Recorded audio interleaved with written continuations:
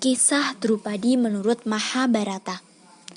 Drupadi adalah seorang perempuan berparas cantik, putra dari Drupada. Ia terlahir dari api putra Kamayajna, yaitu sebuah ritual para Brahmana untuk memohon keturunan kepada sang dewa api.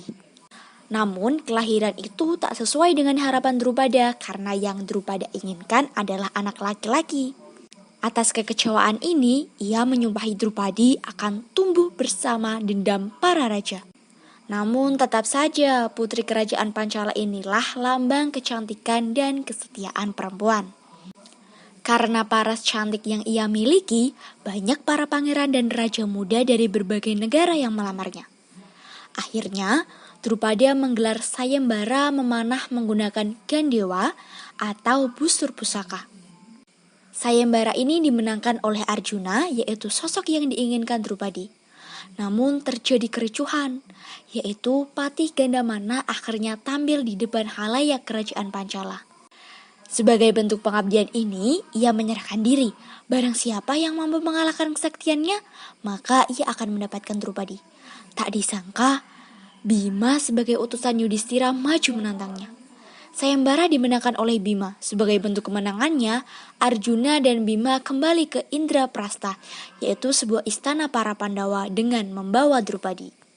Begitulah kitab Mahabharata mengisahkan awal perkawinan Drupadi dengan Pandawa, yaitu ada Yudhistira, Bima, Arjuna, Nakula, dan Sadewa. Namun Drupadi tidak lantas maunya memilih Arjuna. Ada pertimbangan panjang Ibu Kunti atas kelima anak laki-lakinya, bahwa segala sesuatu yang dimiliki kelima anaknya harus dimiliki satu sama lain bersama. Begitulah hukum telah ditetapkan. Drupadi pun menghormati hukum Ibu Kunti meski yang ia cintai hanyalah Arjuna. Drupadi menjadi Ratu Indraprastha dengan Raja Yudhistira.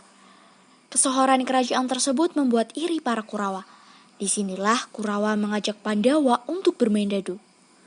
Ketabahan Drupadi diuji. Atas kelicikan Sengkuni, pihak Kurawa menang. Indraprastha dan Drupadi yang dipertaruhkan Yudhistira harus diberikan kepada Kurawa. Merasa di atas angin, Dursasana mempermalukan Drupadi dengan melepas sanggulnya. Ia dibuat malu di hadapan tetua Hastinapura.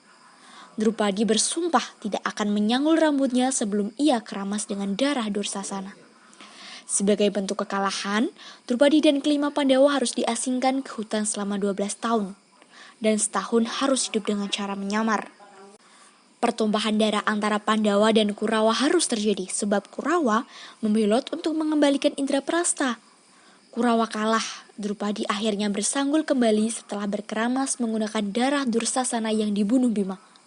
Selanjutnya dikisahkan dalam Mahabharatanika Parva, Kitab Mahabharata ke-17, Pandawa dan Drupadi melakukan perjalanan menuju pegunungan Himalaya untuk moksa. Drupadi akhirnya meninggal dalam perjalanan penyertaannya terhadap Pandawa. Demikianlah kisah hidup Drupadi.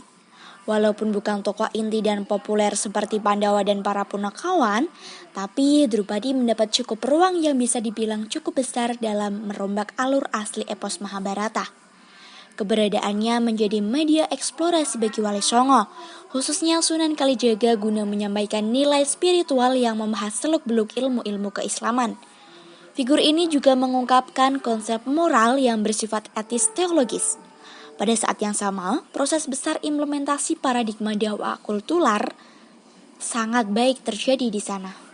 Maka tidak diragukan lagi jika kemudian konstruksi pada karakter Drupadi ini merupakan salah satu cara Wali Songo dalam menginternalisasi nilai-nilai Islam di tengah masyarakat.